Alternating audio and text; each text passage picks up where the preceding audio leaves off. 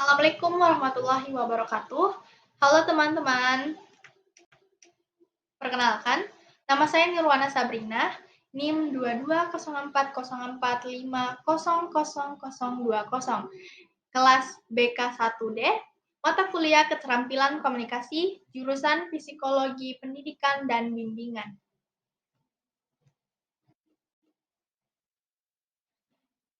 Hari ini, saya akan menjelaskan tentang komunikasi sebagai landasan keterampilan konseling. Keterampilan komunikasi merupakan suatu hal yang sangat dibutuhkan atau keterampilan utama yang harus dikuasai oleh konselor untuk penyelenggaraan praktik konseling. Pengertian komunikasi konseling.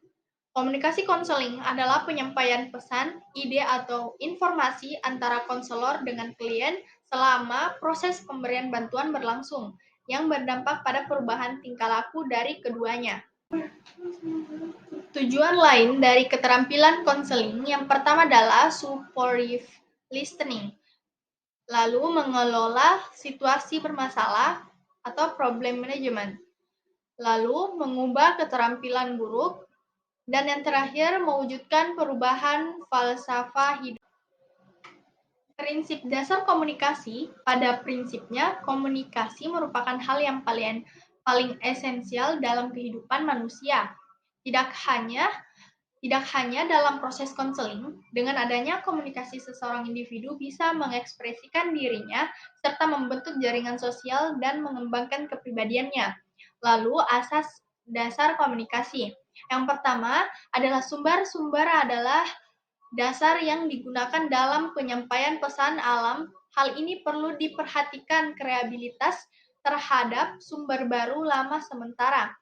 Terus yang kedua, komunikator dapat berubah individu yang sedang berbicara, menulis, kelompok, orang, organisasi, komunikasi seperti surat kabar, radio, televisi, film, dan terkadang komunikator dapat menjadi komunikan dan sebaliknya. Terus yang ketiga adalah teknik alam berkomunikasi. Seorang komunikator harus memiliki teknik berbicara yang baik agar pesan yang disampaikan dapat diterima oleh komunikan. Keterampilan dasar konseling. Yang pertama adalah keterampilan penampilan yang meliputi kontak mata, bahasa tubuh, jarak, tekanan suara, dan alur verbal. Yang kedua adalah keterampilan mendengar dasar, meliputi pengamatan terhadap konseli, perilaku verbal, dorongan, prafasa, dan membuat kesimpulan, refleksi, perasaan, dan mengajukan pertanyaan. Terus yang terakhir adalah keterampilan self-attending, meliputi kesadaran diri, humor, sikap non-judgmental terhadap diri, dan sikap non-judgmental terhadap orang lain asli dan konkret. Penerapan keterampilan komunikasi oleh Nelson Jones. Yang pertama adalah komunikasi verbal, lalu komunikasi sentuhan atau touch komunikan. Yang ketiga adalah komunikasi vokal, yang keempat adalah komunikasi mengambil tindakan, dan yang terakhir adalah komunikasi tubuh. Unsur-unsur komunikasi konseling. Menurut Suryanita 2011, unsur-unsur yang harus ada dalam komunikasi, khususnya dalam konseling, adalah sebagai berikut. Yang pertama adalah komunikator. Sebagai pelaku komunikasi, yaitu orang yang menyampaikan pesan. Dalam proses konseling, untuk ini adalah konselor itu sendiri.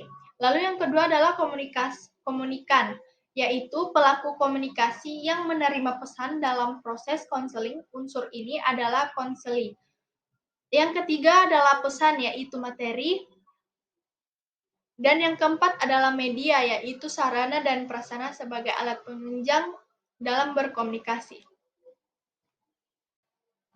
Itulah penjelasan dari saya. Kurang dan lebihnya mohon dimaafkan.